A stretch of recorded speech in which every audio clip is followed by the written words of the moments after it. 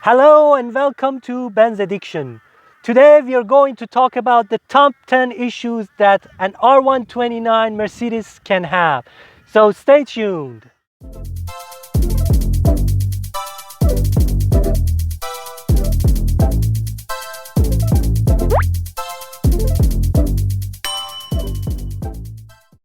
The R129 series was first introduced in 1989 as successor to R107 SL series and remained in production until 2001. This luxury two-seater Grand Tourer was designed to be a showstopper, and it did not disappoint. Bruno Sacco called the R129 his perfect creation, and many other critics as the over-engineered. The R129 received highlighted media attention in 1991 because Diana, Princess of Wales, sold her Jaguar XJS to lease a metallic red 500 SL and became the first member of the royal family to use a foreign car. So there are 13 variations of Mercedes R129 engines, and there are 3 variations of transmission for R129. The R129 transmissions are very reliable. Both the older 4-speed and the newer 5-speed are very reliable. And the manual 5-speed transmission that were used on some 6-cylinder models is also reliable. So here we are not going to talk about the transmission at all, but please be vigilant that the 5-speed automatic transmission has the problem of the connector seal going bad, leaking fluid to the harness, causing the computer to be saturated with the fluid and finally failing if not rectified. Okay, number 10. The number 10 is very visual issue, and it's the rust around the fenders of the car, especially around the front fenders. So you need to lift the car, have a look, have a very precise look around the fenders, the front wing, making sure that the car is actually rust free. Okay, issue number 9 is the plastic top rear window fading and cracking. And I have a great example over here that you can see what I mean by fading.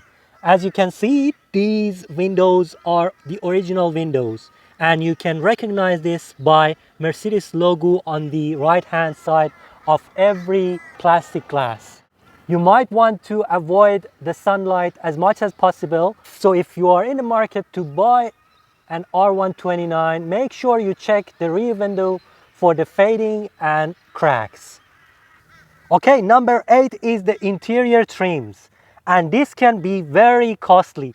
Make sure your vanity mirrors, the sun visors, all the trims around it, and every single plastic trim is in a good shape.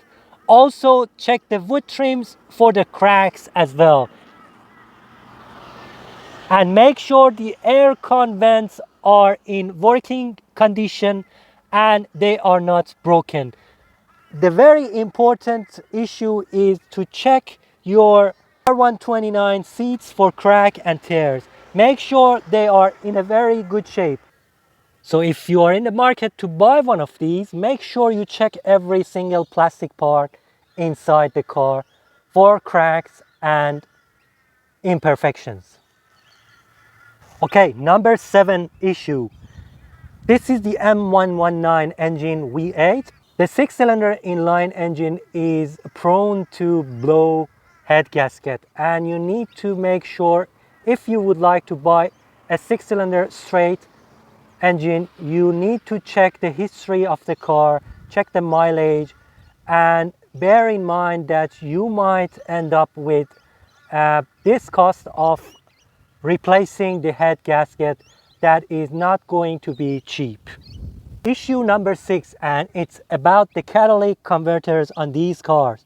They can internally break after some time, and they can cause some sort of rattling noise, especially on idle.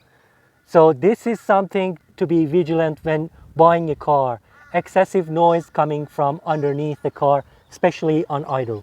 Okay, issue number 5 is the problem with the engine. So some of the earlier models have the mechanical fuel injection that has more moving parts and it's more difficult to diagnose and repair. Also, the distributor caps on cars pre-1995 can cause the hesitation and misfiring problem. So in this example, you can see that distributor caps are under these covers.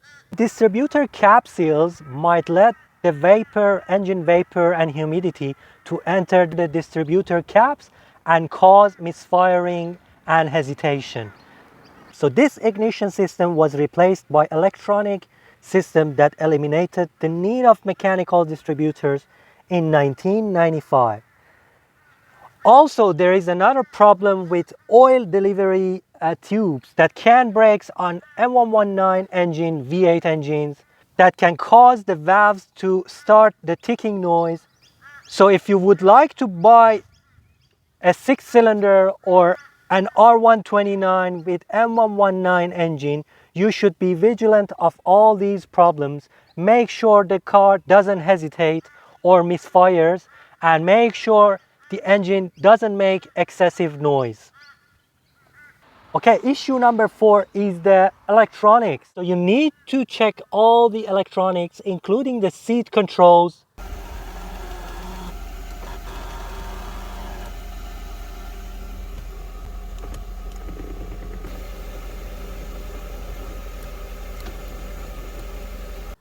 the mirrors, including the central mirrors, which is electronically adjusted.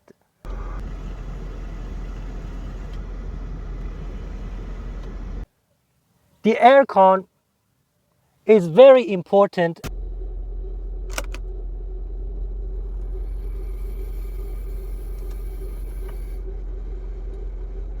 as well as every other electronics on this car. You need to check because these tend to break. Also make sure that your electric windows are in good shape. Okay, the next point to mention is the suspension system. ADS hydraulic suspension system is standard on 600 cars and is optional on 500 engine. My R129 SL-500 is equipped with this hydraulic system.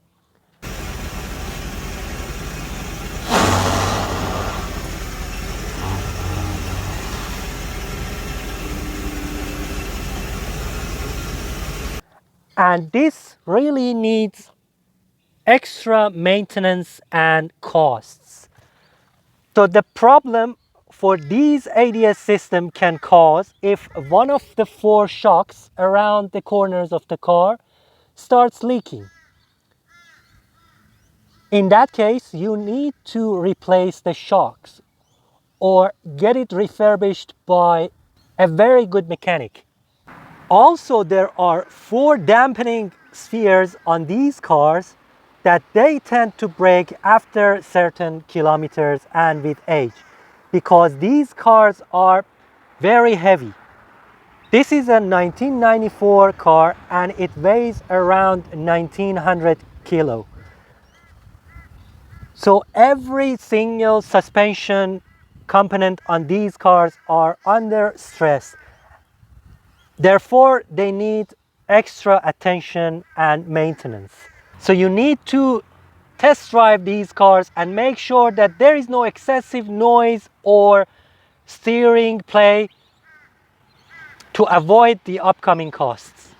Okay, number 2.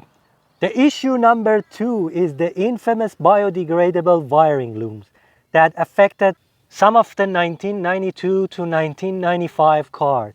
So you need to make sure that the wiring harnesses around the car, and especially in engine compartment area, including the wiring harness for the throttle body, is in a good shape and it's not affected, because if these wiring harnesses be bad, your ASR light might come on, and that might cause hesitation and the engine running poorly and other electrical issues.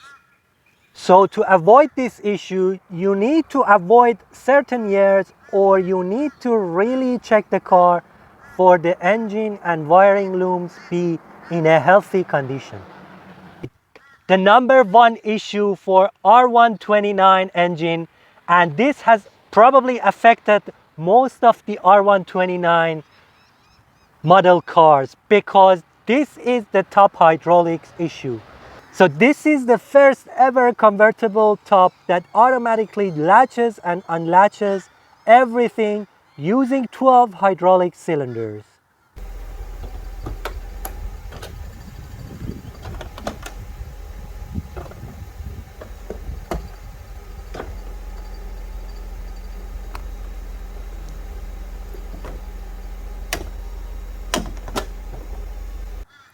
But being the first does not necessarily mean the most reliable. So R129, as I said, has 12 cylinders, and Mercedes has used some green seals inside these hydraulic cylinders, and over the time these green seals has started to leak and they need to be replaced. So these hydraulic cylinders needs maintenance and changing seals. Also, about the top hydraulics, there is other components that can cause problems, like the hydraulic actuators, the computer, as well as the pump itself.